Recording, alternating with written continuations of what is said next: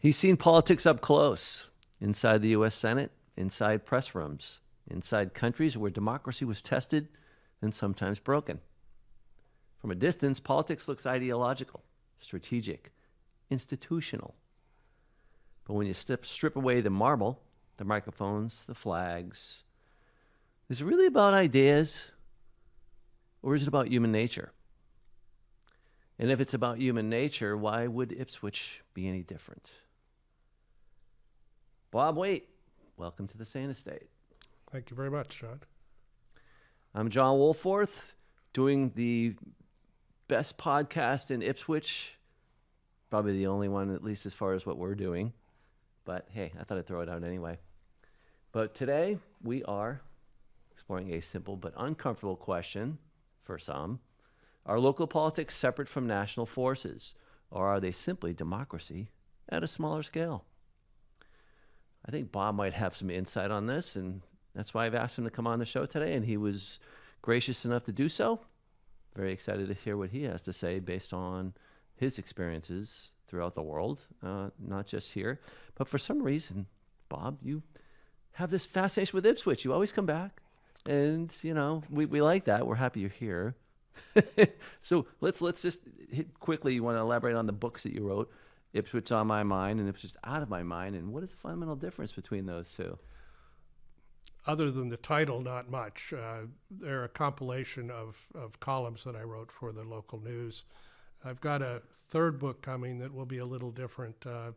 It'll include the columns, but also some travel stories that I've written over the years. But no, they're basically the columns that you would have seen in the paper. And working title? In and Out of Ipswich. Covering the bases. Well, right? Always have to go back to Ipswich in some form. I understand why. I mean, I've only been here 8 years. I'm a newborn. Never going to be a townie. I understand that and I accept that. However, I am not leaving. Well, at least until, well, the only way I am leaving is in a box. Okay, well, that's the plan. I hope that's not the case. Yeah, not anytime soon anyway, yeah. Right? So you've worked on, inside American political power. You've worked Eastern Europe. That's kind of intense, right? And now you live in Canada. You've studied different political cultures. All of this, and yeah, you continue to write about Ipswich, and we all love that and happy to see it. But I think part of that reason is because it's they're not really separate. This is my take on it anyway, and that's why I wanted to get what you think. Instinctually, power, right? Does it change at different scales, or is it just the stage that changes? So why don't we start with that? Many of the columns that I write, for example, are rooted in something to do with Ipswich, but I try to bring in a broader spectrum of information or context.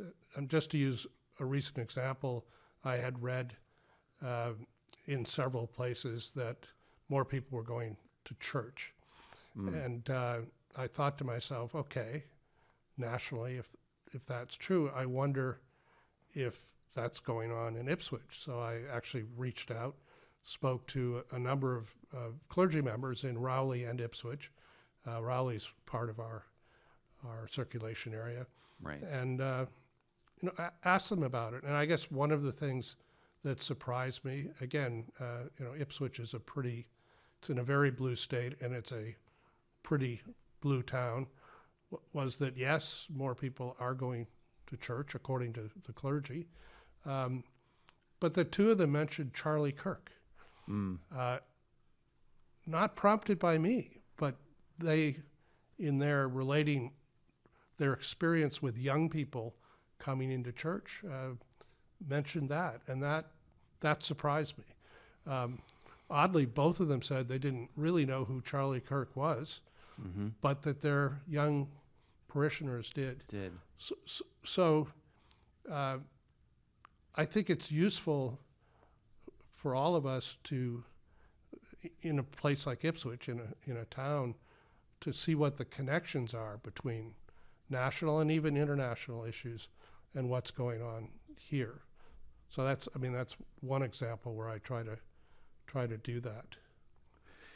And yeah, that makes sense. It's an interesting point, the Charlie Kirk angle. Yeah, If the end result is good, I mean, more people are attending church, great. I don't want to necessarily say I agree with the impetus of it, or at least why were they exposed to his teachings or his philosophy. yeah.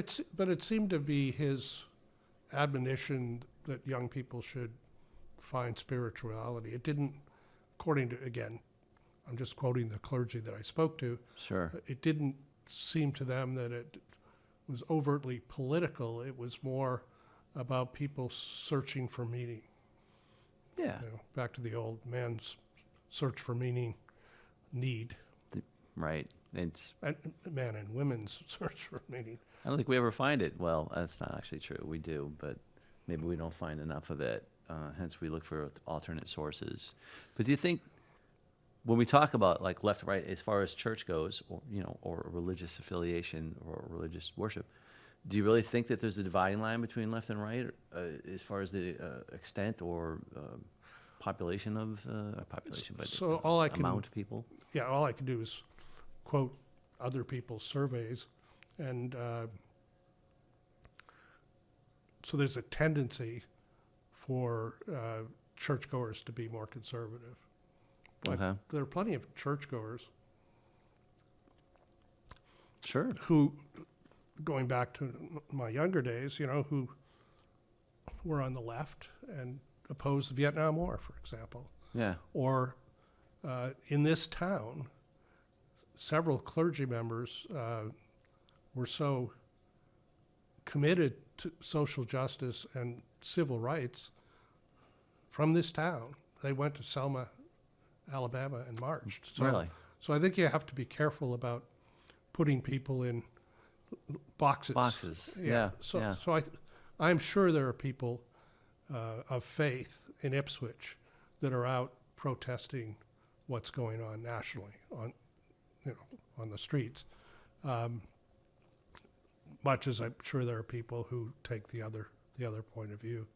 I think you can generalize from surveys, but you have to be careful not to pigeonhole people. I agree with that. It shouldn't even be about your. I don't think politics and religion necessarily mix.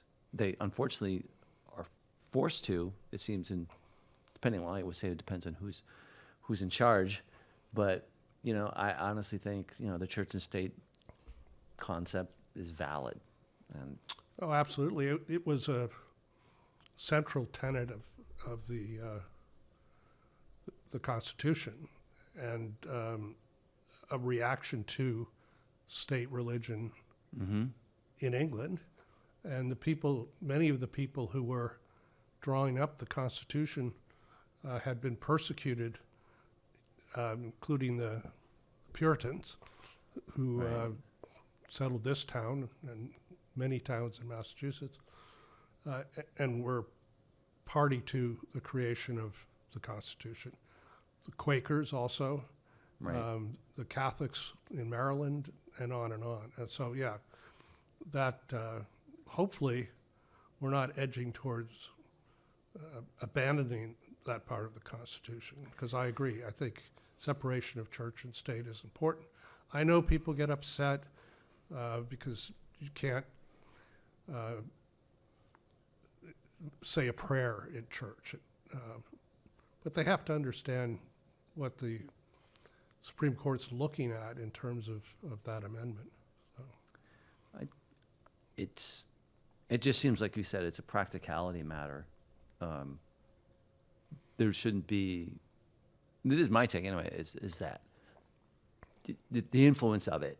I mean, you can use your faith to make decisions and think about how things work, but I don't think that should be anything to do with making laws. Hence, Congress shall make no law establishing religion. I don't know the exact wording, but it's along those lines. The Establishment Clause, that's right. Yes, the Establishment Clause, correct. So I couldn't recall it. There Thank are you. instances where religion can play an interesting role. So when I was in Poland in the 1970s, and I had been to Poland twice previously, including a summer fellowship in the early 70s, but in 76, 77, 78, that time frame, the Catholic Church was, in essence, the opposition, the unofficial opposition to the Communist Party. And the Soviet Union was very uncomfortable with this, but they realized that so many Poles at that point, more than 90%, were Roman Catholic, that to try to suppress it would be disastrous. Right. So it was almost running like a parallel government. So when I covered the church, one of the angles I covered was that the government was trying to create a counterforce to that force by funding the Protestant churches and giving them exclusive rights to teach English, which was very popular. Yeah, so that was one of the stories I filed. When I filed stories like that, by the way, I would get called in. I had a press accreditation. I'd get called in by the ministry, and they would let me know that they had seen the piece. The news service I worked for had about 220 subscribers around the world, and so they had seen the piece, that they didn't like the piece. But fortunately for me, they never went beyond that. And they would always serve very good little cookies and very hot tea. And so it was all very polite. But this was an indication to me that religion in that context, in an authoritarian regime, was seen as a threat. A threat to them. But the irony was, these same people, the leaders of the Polish Communist Party, were baptized, confirmation, married in the church, and buried by the church. So they were hypocrites, but they had a big power with lots of troops stationed just outside of Warsaw. So they had to at least go through the motions of trying to repress things. There you go. So there's a story, right, that I didn't know a whole lot about, and I'm sure most people don't. So that's pretty cool, pretty interesting thing there. And obviously part of your history is being in Poland. You've also worked for Senator Edward Brooke and Senator Bob Dole, right? Yeah. So they say, people say politics used to be more civil than they are now. I mean, obviously, I think we all know that that's true to some extent, but was it really more civil, or was it just simply less visibility? No, it was more civil generally. I'm sure there were people who were unpleasant to each other, but generally, certainly in the Senate, there was a lot more cooperation. I mean, it's interesting. George McGovern, a Democrat, ran for president in 1972. Definitely seen as a liberal Democrat, and Bob Dole, a moderate to conservative Republican, worked together on all sorts of legislation. They were both veterans of World War II, so Right. they had commonality around veterans affairs issues and VA. They both came from agricultural states, so they had common interests around that. They both understood the need to do something for people with disabilities. So they worked together along with Dan Inouye, a Democrat from Hawaii, who only had one arm. And of course, Right. Dole only had the use of one arm, both from war injuries. Yeah. On Americans' Disability Act. So there was a lot more of that. I mean, just to give you kind of a strange example, perhaps, but we had something called the Senate Press Secretaries Association. So there were 100 of us, obviously, because there's 100 senators. And every year, this was back in the late 70s, every year we would go on a train together and go to New York City and do things together. And nobody saw anything strange about that. There's no way that something like that would happen today. I was friends with Tom Southwick, who was Ted Kennedy's press secretary. Okay. So we might disagree during the day, but we would go have a beer at one of the Capitol Hill clubs in the evenings and kind of joke about our tales of woe handling a United States senator to the extent you could handle your boss. So yeah, I mean things have changed. Why have they changed? I think a lot of it has to do with the advent originally of cable networks and the shift away from three main networks plus PBS to the sort of 24 multi-universe of 24-hour news. So that kind of began it in the 80s. And then, but you also had,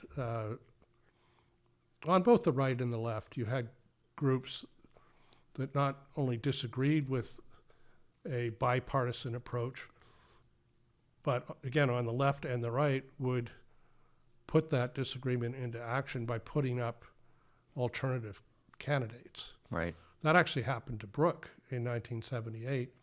A guy named Avi Nelson, very popular, very conservative talk show host, ran against Brooke in the primary and came at him for not being conservative enough. So that was an early stage of that happening, and it happened at that time to 3 or 4 senators, and then it went from there. Then you had the Tea Party movement, and then you had social media. And social media has created, as I'm sure you've seen, or our viewers and listeners have seen, this kind of compartmentalized echo chamber where there becomes a feeding frenzy around what is news and what it means. And people are, in my opinion, more divided than ever. And we don't have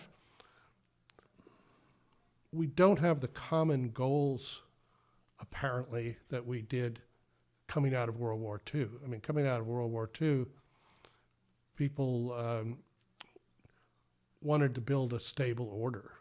And so you had the International Monetary Fund, you had NATO as a bulwark against communism. In this town, there were people both in the Polish and Greek communities who very much understood that need because their mother country, in the case of Poland, was dominated. Greece had just finished a horrible civil war. I mean, in this town, there were actually adopted orphans from the Greek Civil War whose parents had been killed by the communist forces. So I see. It was all very real, and it united people that there needed to be a bipartisan approach to things like foreign policy. Now that the wheels started to come off with Vietnam on that piece of it. Right. Regarding that specific war, but in terms of the broader support for NATO, though, that survived and continued despite the Vietnam War protests and outcome. It's interesting that sort of situation, and it was being World War II. It's like obviously it was a weighted event. It was something that was critical that the outcome be beneficial to all. I think that was part of the reason we came together stronger as a people And then 9/11, right? That was another sort of a situation where briefly, we're all on the same page.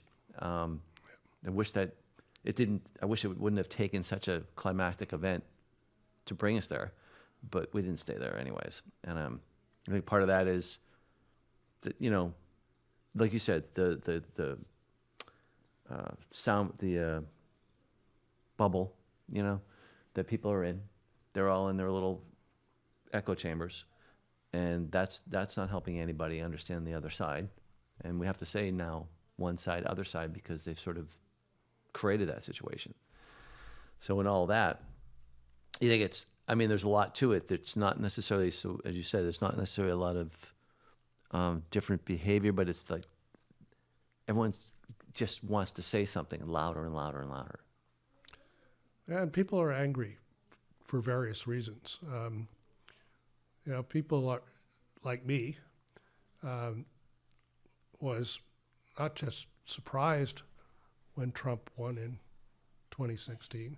I had told numerous people that there was no way that he could become president of the United States. Because people, particularly in Canada, ascribed that some sort of knowledge to me. In other words, well, he's an American. He used to work in D.C.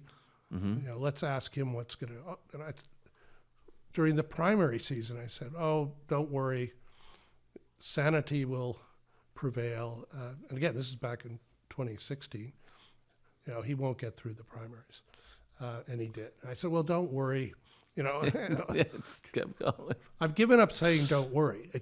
It's okay to worry. It's okay to worry at this But point. my predictions were just completely wrong, and I'm learning from talking to people outside my bubble, you know, that there was a lot of resentment and latent anxiety about where the country was going under what they see as the establishment. You know, we're living in an establishment state here in Massachusetts, but if you spend time in Idaho or in Utah or northern New England. Even northern New England, yeah. Oh yes, lots. I travel back and forth across that border all the time. And the northern third of New England is covered in Trump signs. Now, for those who are uncomfortable with that, it's also sparsely populated, so it doesn't really make much of a difference. But those people have legitimately felt forgotten. In other words, they're away from the power centers. Right. And then their kids really don't have a lot of opportunities, and that's all come home to roost. So I missed the resentment factor, as did most, particularly most people who spent too much of their time, like I probably did, in Washington, D.C., and didn't get out as much as I should have to listen to the rest of the country. And that's, you know, the way they phrase it or frame it is that, you know, metropolitan areas tend to vote more Democratic and rural areas tend to vote more conservative.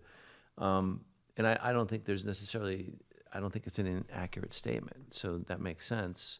But we, as living in these areas, in the metropolitan areas or in areas that are maybe more blue than red, you don't think about the rural areas. You don't think about what's going on there. So you didn't really pay attention. And that's why we all were surprised. Yeah. But it's not just, so you're right. It's not just those areas, though. Sure, yeah. Particularly in this last go-around in 2024, for me, a surprising number of urban young people and Hispanics have shifted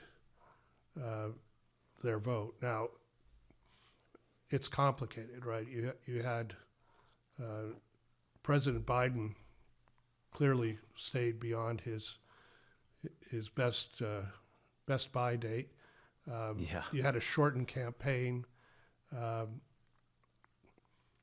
The messaging wasn't crisp on the Democratic side. but for a variety of reasons, Trump did win a majority, Right. Yeah. which he didn't the first time. Hillary Clinton, I think, won by 3 or 4 million popular votes. Now, we don't live in a popular vote world. Yeah. We where live in that an really matters. electoral world, but Trump actually won the popular vote. And again, I did not predict that.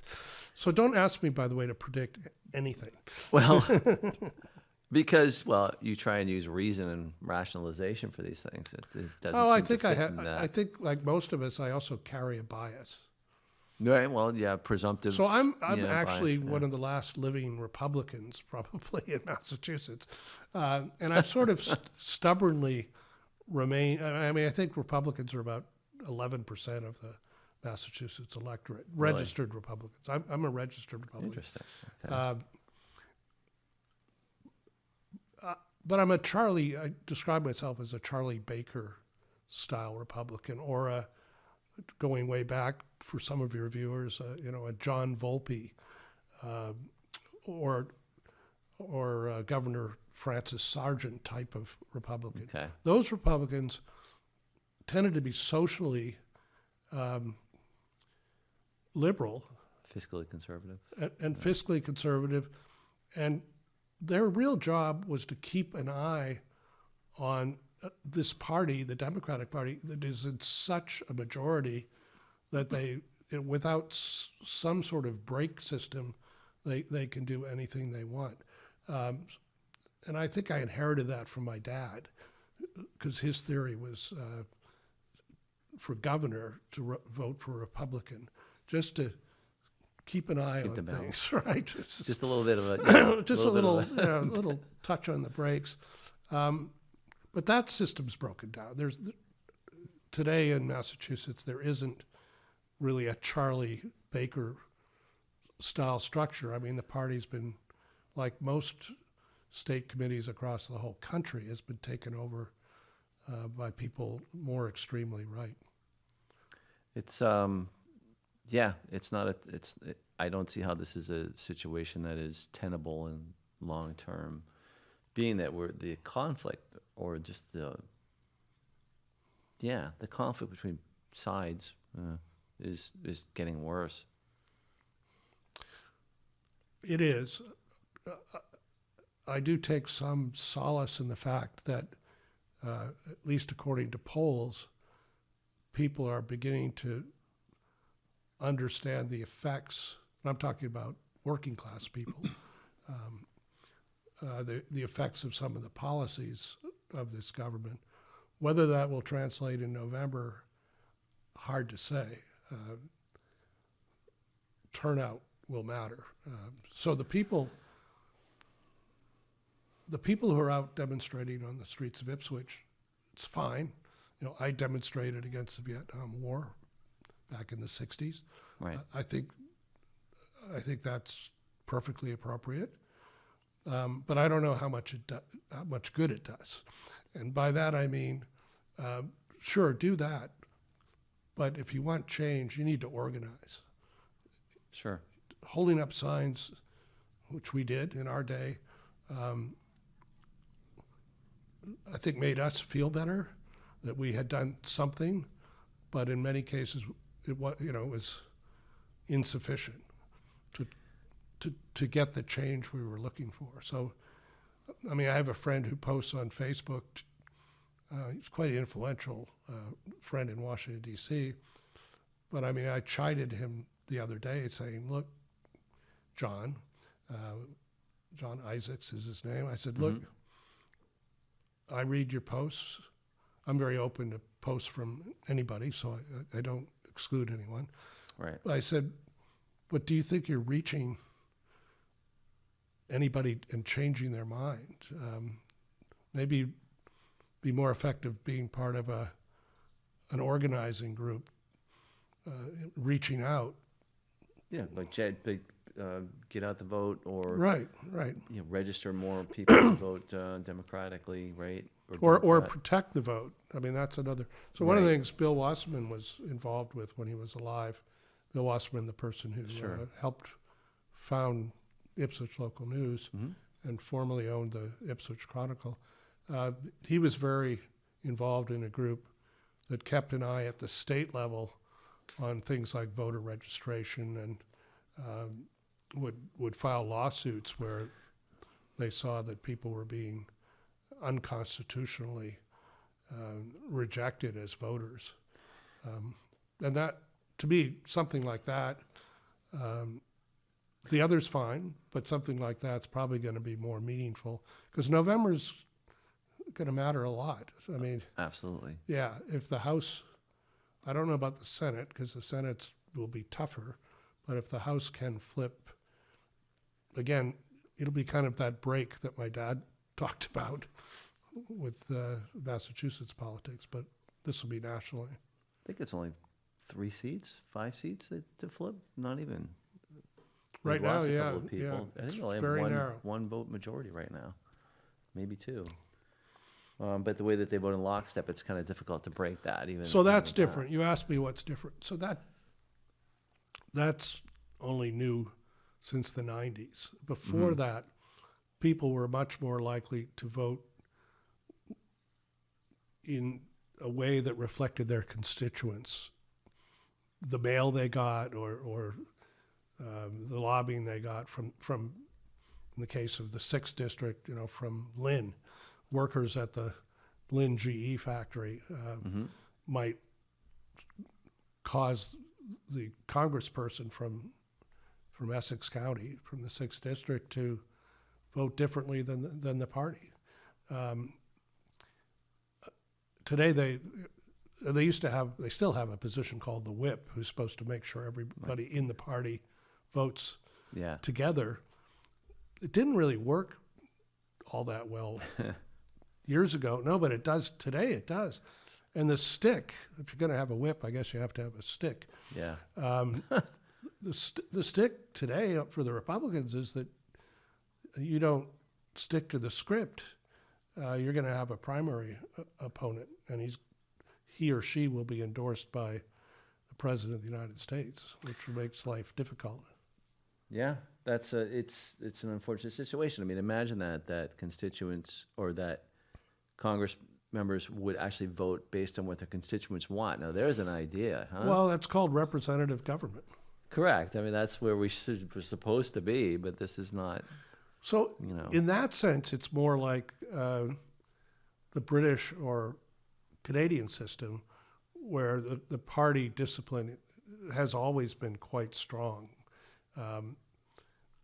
So the oddity is, and I've seen American politics become more like what I see in Canada, or when I lived in England for a period of time, what I saw there in terms of party discipline. And you can argue it either way as to which. So that's called the Westminster system. Westminster system, okay. And so it's a parliamentary system, and the party discipline has been strong forever. You can leave your party. In England right now, a whole bunch of conservatives are leaving for the Reform Party. Interesting. Which is Trump-like. Oh. Yeah. So I mean, the phenomenon that we see here is not confined to the United States. I mean, you go to Hungary, and Mr. Orban is very similar to Donald Trump, or Erdogan, right? Also like him. What else we have? Well, can't think of anyone. Well, Putin, a little bit more extreme, but that's. I just never could figure out how the President of the United States would choose the word of a dictator of a communist country, or maybe formerly a communist country, over the word of his own intelligence agencies. I know. That was mind-boggling. But and like you said, we didn't anticipate how we got here. how did a man who incited an insurrection to stay in power end up winning the next presidential election? That was one that I could never figure out. And Well, I mean, he obviously, among a significant number of people, touches, I don't want to say a nerve, but they see in him somebody who might be able to solve their problems. They feel like they've been shut out of opportunities, whether it's through education or through what they perceive to be favoritism to other groups. So the whole DEI thing, I found I was on the board of a school, and the school did its best in terms of diversity of students and faculty and staff. And much to my surprise, and I say did their best, just made it fair. It Right. didn't discriminate in favor of other groups. It just brought them to be considered. right. And then all things being equal from there. But the number of people who I had thought of as intelligent and thoughtful, who just thought that doing that was a terrible thing, and they wouldn't give money to the school, and on and on and on. And so again, I was surprised because I was unaware that these sentiments, this would have been 5 or 6 years ago, that these sentiments were growing, out there and growing. So for whatever reason, Washington hasn't been terribly attuned to the sentiments of many, many people.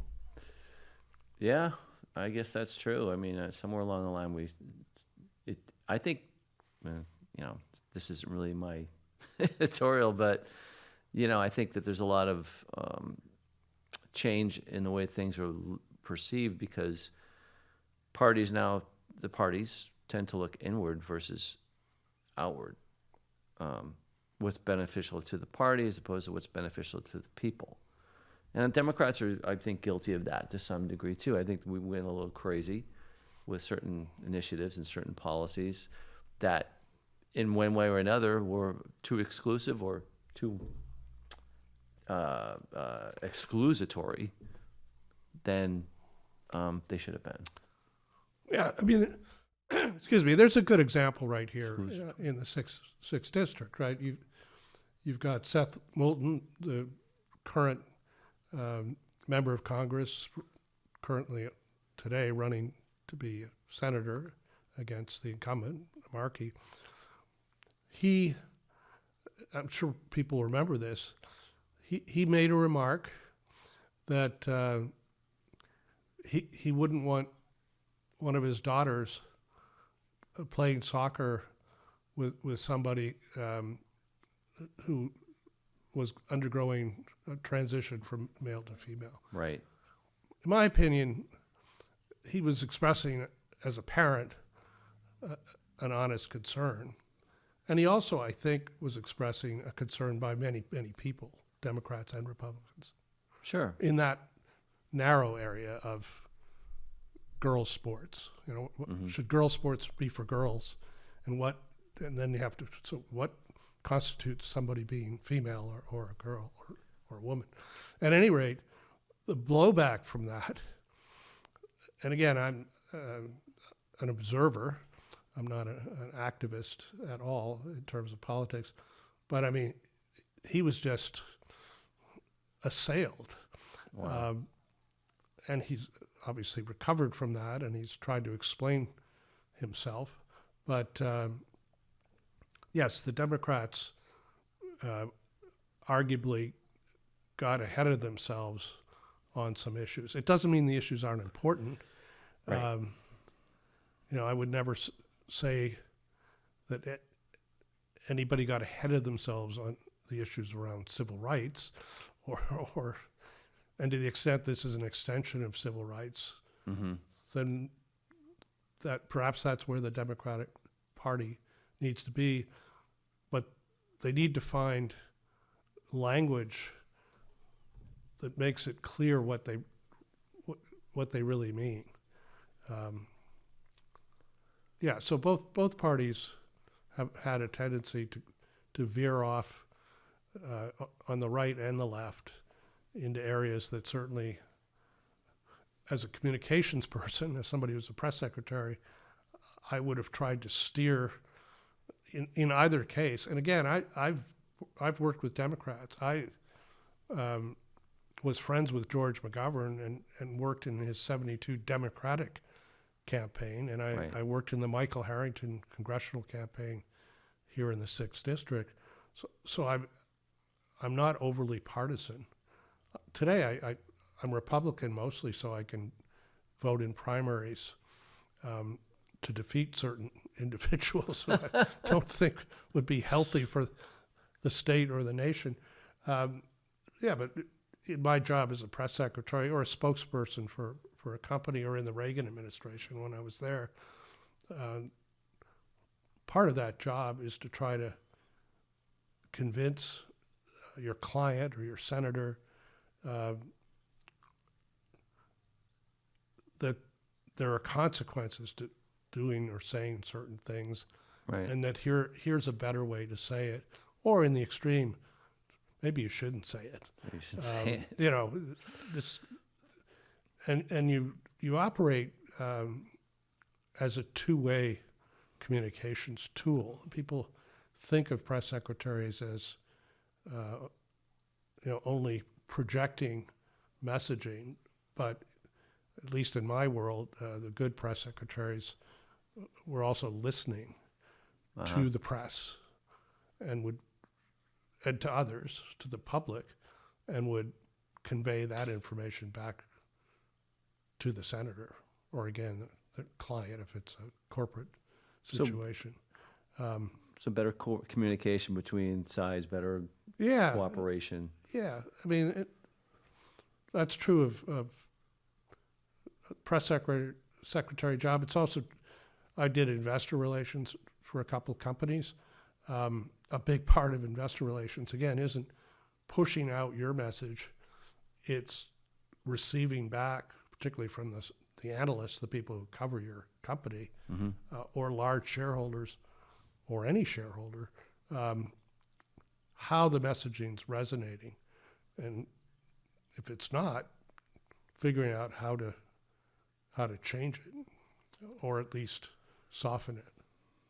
So would you equate that with local politics? And is there enough of a divide between, like, if it's town meeting, for example, I mean, do you see these forces evident, that the right and the left pushing against each other? Or is this something that is sort of, as somebody phrased it, you clock your party affiliation at the door, you check your party affiliation? Yeah, that's a good question. I did see it back during the Vietnam period. There were people who brought forth statements condemning the war and things of that sort. And there were people who said, this is not the forum for that. Very similar to what you're hearing right now here in Ipswich. And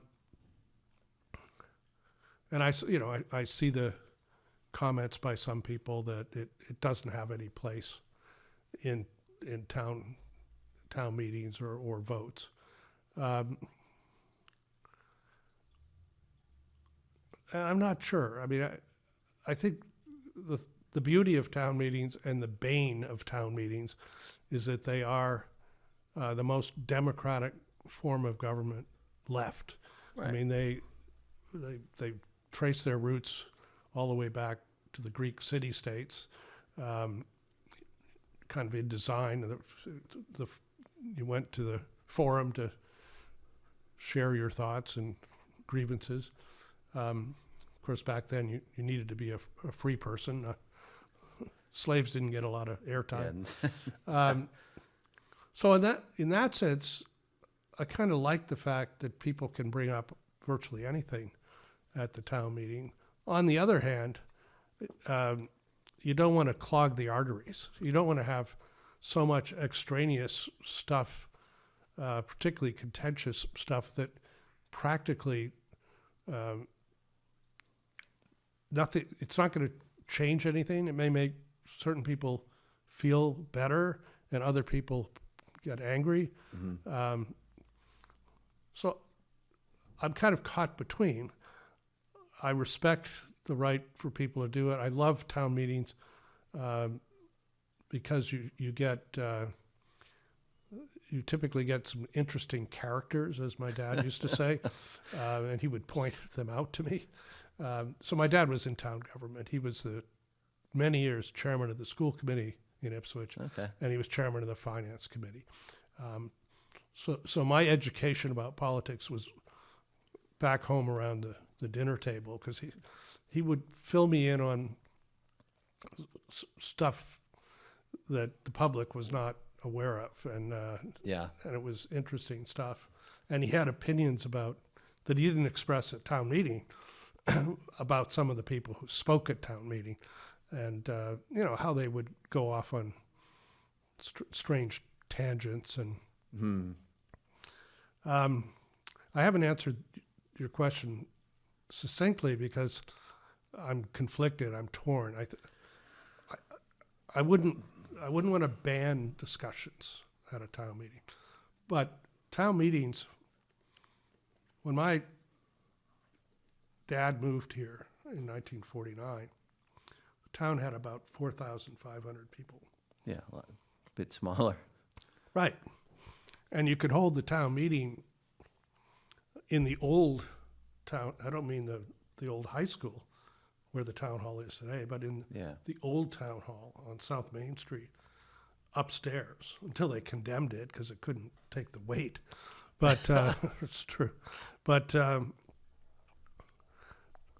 today, town meeting, we're almost approaching the size where it could be, if everybody showed up, maybe it's good they don't, it could be really unwieldy.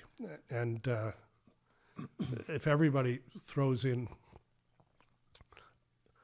items for discussion, you could have week-long town meetings. So I don't know. Well, how and you need a good moderator, by the way. Yeah. So how big is? I mean, you can help educate me on like the warrant. Like how many items are allowed on a warrant? How many? I don't know that there's a limit. Really? I don't know. Oh, okay. But I haven't heard that there's a limit. Interesting. Yeah. I mean, and I think that's what part of what you're saying contributes to the long-winded meetings, and often there's a lot of too many voices, so we don't get to a point where there is an actual decision being made until you put it to a vote. But even getting to the vote is obviously problematic. So I ran communications, government relations, and investor relations for a number of companies like IBM, CIBC.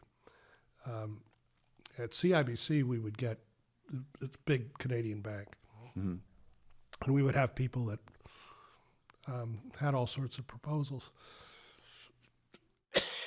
Excuse me. And they would speak forever. So I spoke to the CEO and I said, this isn't working. Let's have a big clock. Big clock up on the stage. And tell people they have 3 minutes. Yeah, that makes, It worked. Sure. Excuse me. And anybody who ran over felt the pressure from the audience. So it didn't have to be from the stage. It was from the people around the speaker telling him, Brilliant. yeah, your 3 minutes is up. So we didn't have to do any, no gavel pounding or any of that. It was self-regulating. So there's an idea for whomever's running this thing this time. Well, how do you feel? When is we're not going to have a new town manager for a while, right?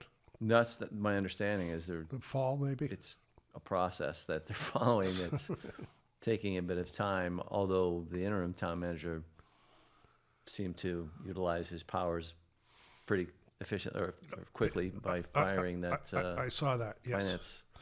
Yeah, I can't remember her name. I had lunch with the editor of the paper, and we were chatting about that. And I would just say it's a matter that needs more examination and more explanation. And Right. it's very opaque at the moment, That's the I to think say the problem. least. Right. I think that's a problem with a lot of things, right? Transparency, being that So that's the value, though, of the paper. I mean, I think it has many attributes, but I think a newspaper, maybe particularly a printed newspaper that goes to every house, so everybody gets to see it, or at least if they want to, open it and read it. It's a vital mechanism in terms of transparency, or at least it presents that opportunity if the reporters are diligent, and I think Amy and Trevor are. So I think it's something that should be, not to do a little pitch on behalf of Ipswich Local News, but I think people should be aware that they have something special and that it's very important to the functioning of the town.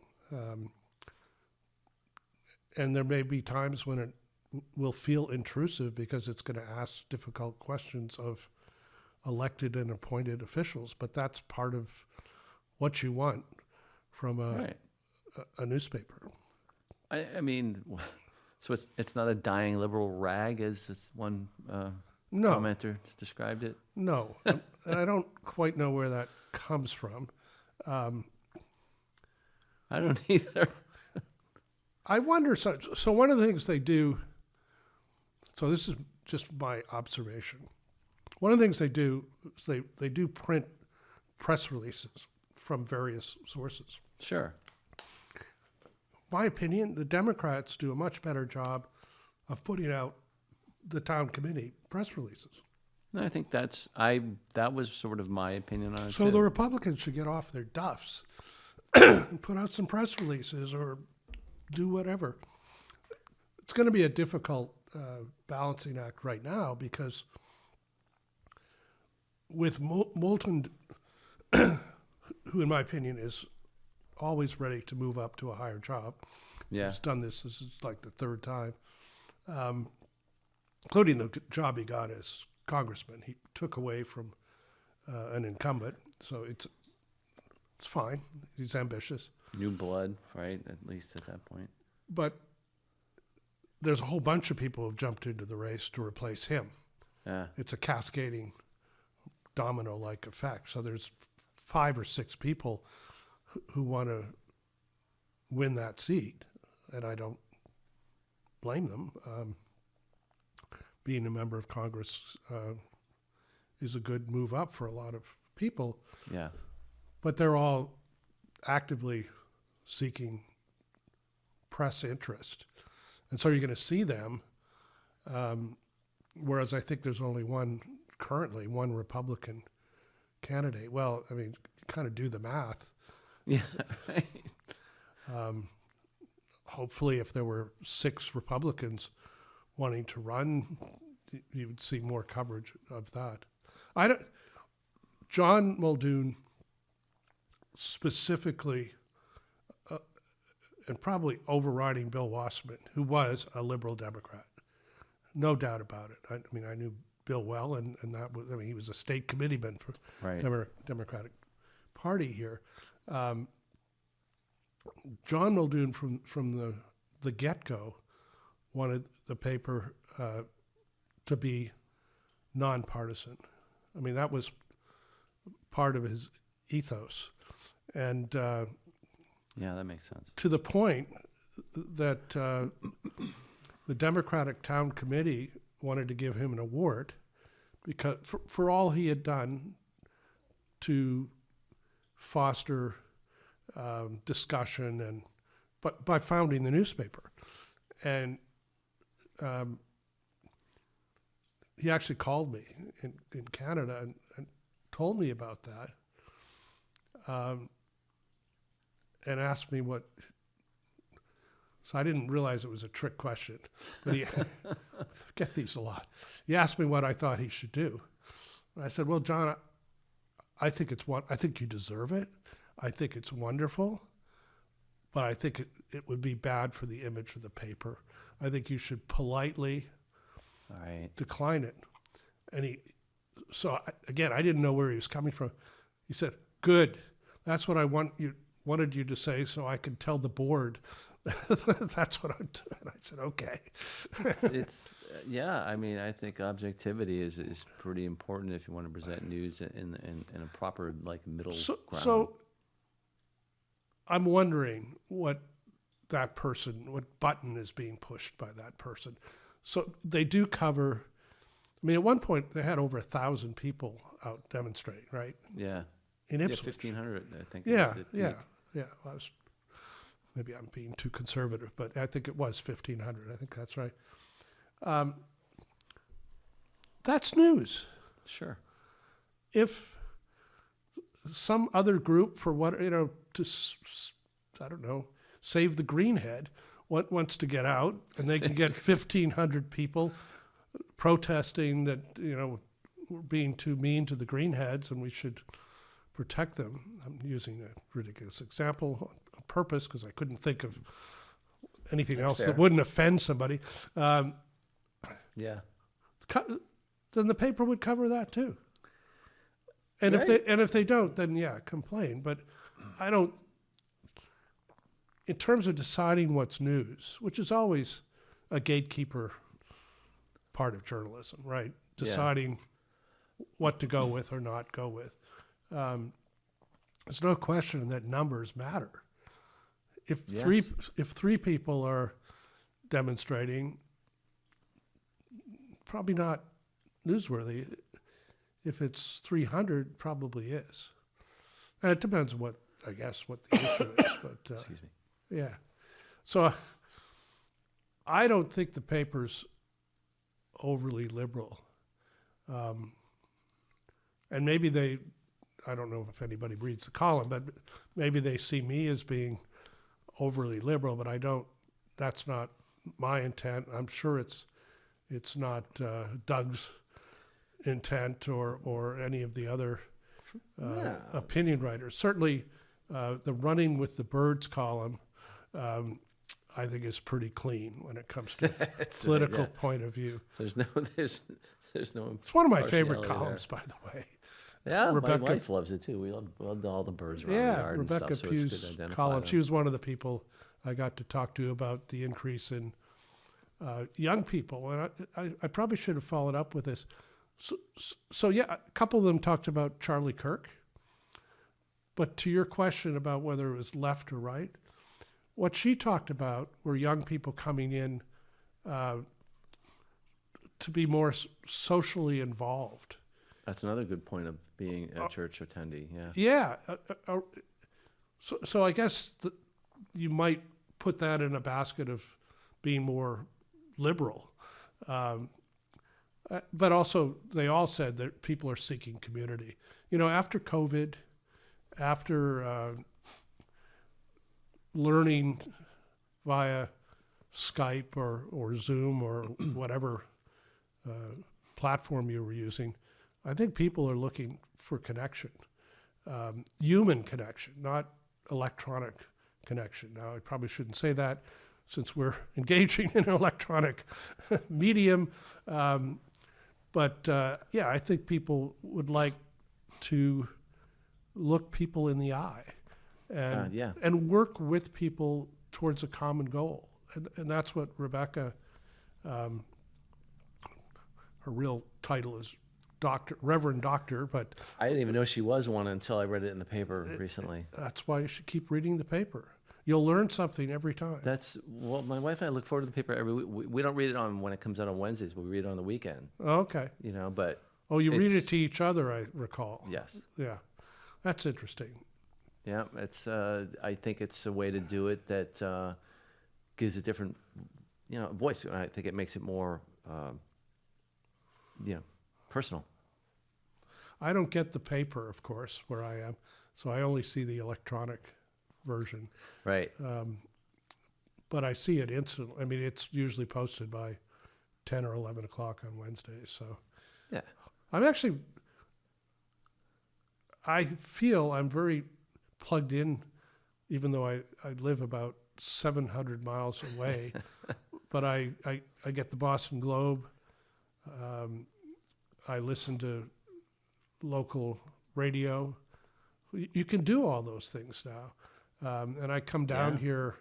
I try to get down here about every 6 or 8 weeks and spend some time. And last night went to the Brown Dog restaurant with my wife, and tonight going out with some Ipswich friends to the Hart House. Hart House is nice. Supposedly we have a table near the fireplace, although today it's so warm. I'm not sure we need the fire today, right? Yeah, this would be called spring in Ottawa, and this would be called summer in Newfoundland.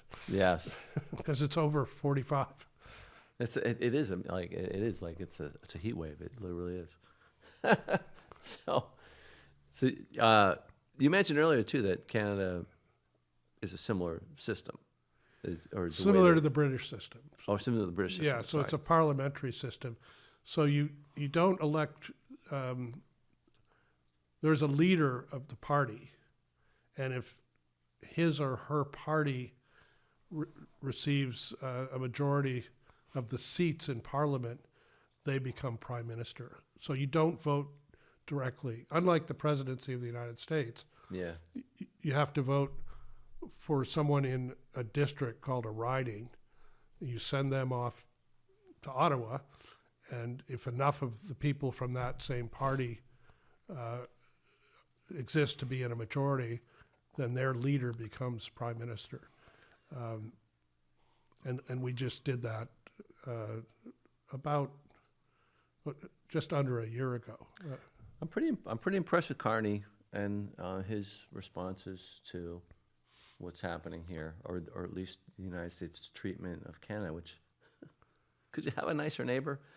I don't get it, but people are. They initially were kind of shocked. Some people are angry. Should be. They're taking it out in very Canadian ways. So there are a lot of people are boycotting coming to the United States. I'm obviously not one of those because I have family here, but they're going other places and not in big numbers. They're also boycotting various, like Netflix and various platforms that are American. They're boycotting, in the province of Ontario, the premier, a guy named Doug Ford. He's kind of a populist, but more of a populist. Why have I heard his name? Well, he ran some ads quoting Ronald Reagan that that's him. Yes, that Mr. Trump didn't care for. So he's kind of an everyman guy. I mean, when he ran to be premier, his party he promised a buck a beer. You could buy beer for a buck a can. Mm-hmm. And there's a lot of people that, particularly given the taxes on alcohol in Canada, who thought that was pretty attractive. But anyway, he's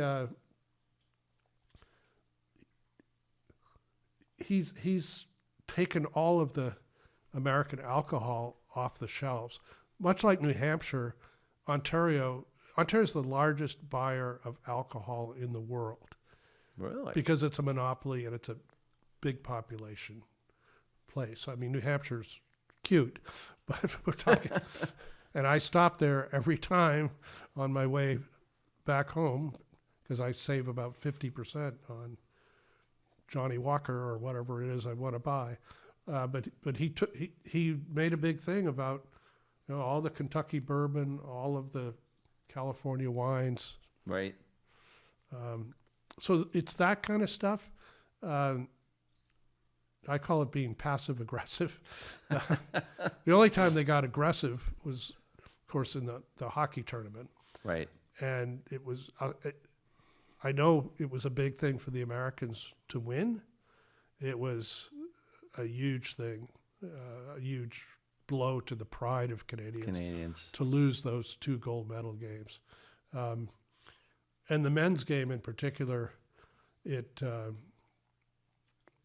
a fabulous goaltender, who stopped, I think it's 40-something saves, right, to win it. But anyway, for Canadians, they were putting a lot of emotion into beating the U.S.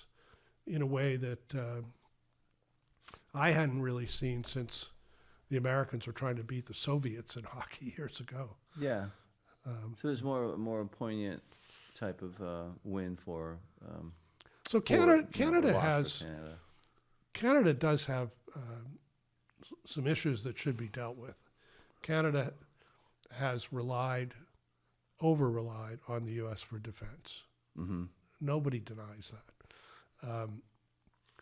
And it worked. I mean, for years, they were able to spend their money elsewhere and underinvested in defense. So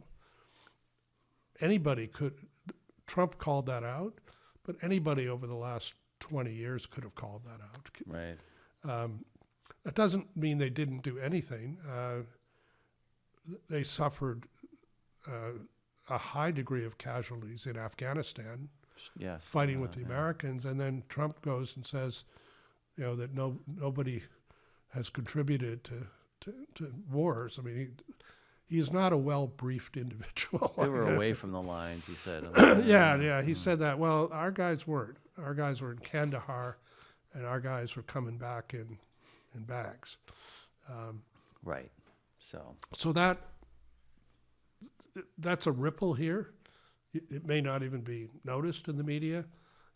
Those are big headlines and big broadcast items in Canada. It makes sense. And it hurts people's, it sounds sort of wimpy, but it kind of hurts people's feelings that this neighbor that kind of got along with since the War of 1812 now suddenly makes fun of the prime minister by calling him a governor, and the whole 51st state, and then the Greenland thing push more buttons. So. Ought to, it's silly. The whole thing's silly, I think.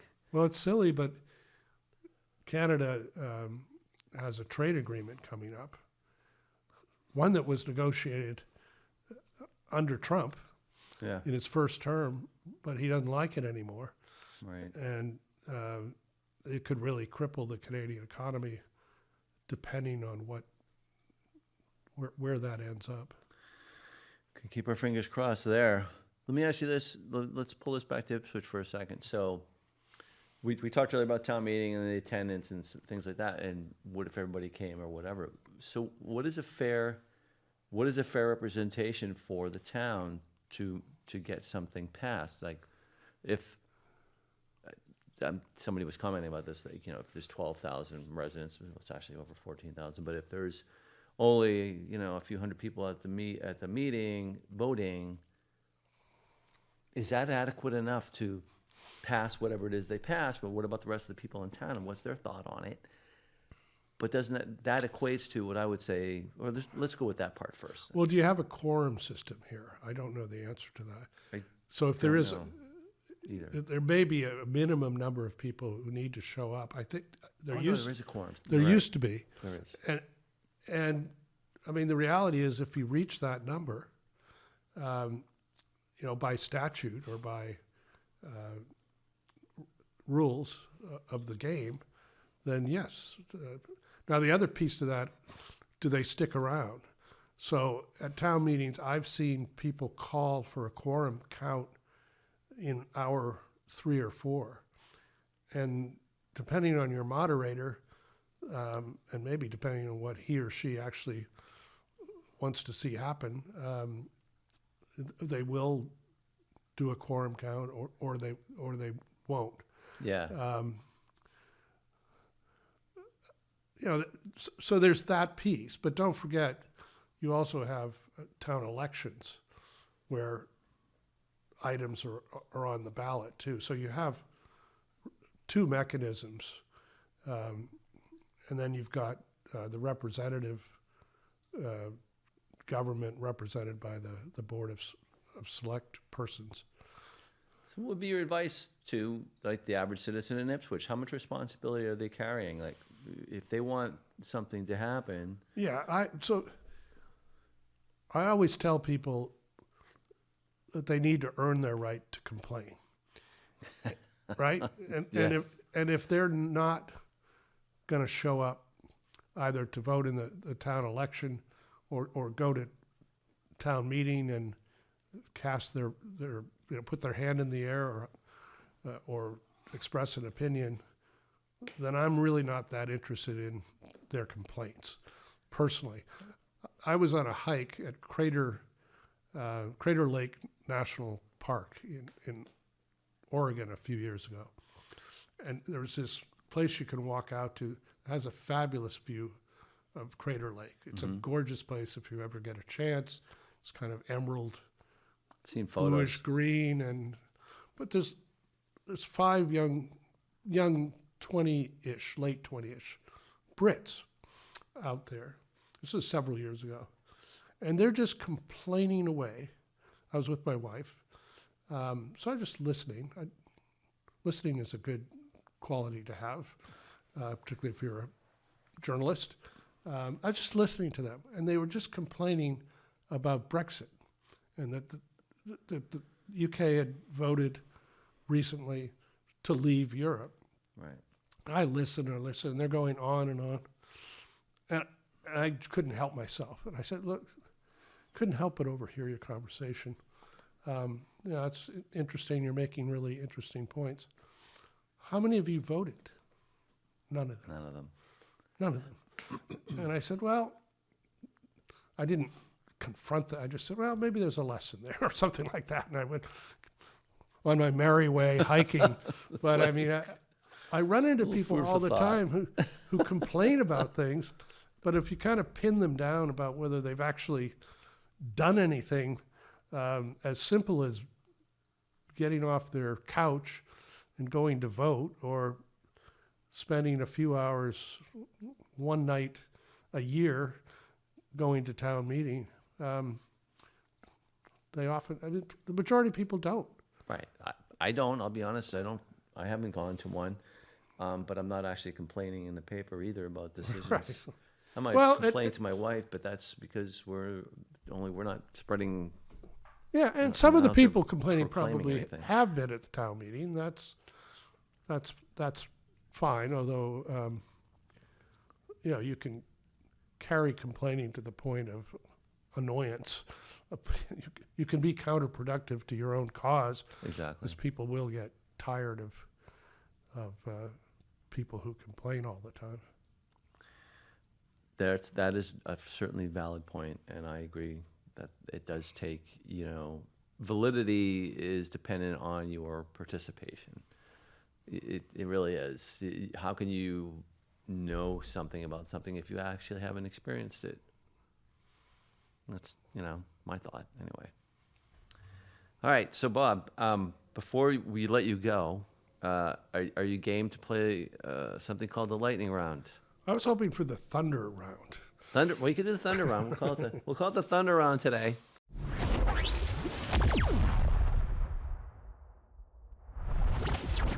I don't know. Trevor warned me about this. I did. Yes. Well, so this is where I ask you some very seriously stupid questions. Now, is one of them the Pinocchio question? You are not getting that question. Okay, all right. That's too bad. Try to change it up. It's the only one I studied. Oh, that's too bad. That's terrible. Well, we'll see if we can do something similar anyway. So here we go. So, and again, I'll set this up for you. This is just a yes or no question. Like, if wishes were horses, wouldn't that make genies equestrian? That's good. Yes. All right. Where do you get these? Just like comes to you in the shower, or Pretty much. Pretty much. okay? Some of these things. That's all right. Yeah, If that's good. I think of some euphemism or something, whatever, and I go, hey. And I take it you don't inflict these on your spouse. You wait for people like me to Oh no, I do. share the. Oh, you do. Oh, Oh, yeah. okay. I do. All right. Yeah. She likes to play. She's All right, cool all about right. it. She's Good. Okay. you know. Okay, B or 2. A pickle hob or pickle helm is A, a cup for eating pickles, B, a Prussian helmet from World War I, C, a musical instrument, or D, a new potato chip flavor. Those are all good. But there's 2 different things, right? Yeah, well, it's a multiple choice, but you have a pickle hob or a pickle helm. It's the same thing. It's just 2 different terms for it. Maybe I'll go with the helmet. It is the helmet. The reason I If you kind of look at the helmet there, I'm thinking this is like the Austro-Hungarian Empire. the or Prussian helmet. Or the Prussians or Germans, yeah. Did I not say Prussian? Yeah, it's a Prussian helmet. Okay, yeah. And I saw that. I saw like an old episode of Hogan's Heroes. Like saw the credits, and I thought of that. I was like, "What was that helmet called? I want to know." So Can I quit at 2 for 2? no.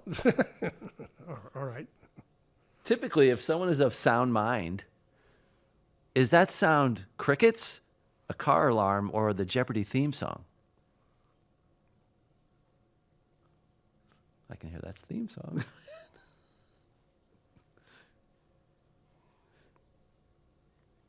I would say crickets. It's I was trying to be metaphorically clever there, but Because I don't think it. If you're of sound mind, the alarm going off would certainly not fit that description. As far as the theme song, I guess you need a sound mind to answer the questions, but I would pick between 1 and 3 in that instance. Well, it's funny because what I was going for here is sort of an indictment of people's thought processes. Crickets, nothing going on.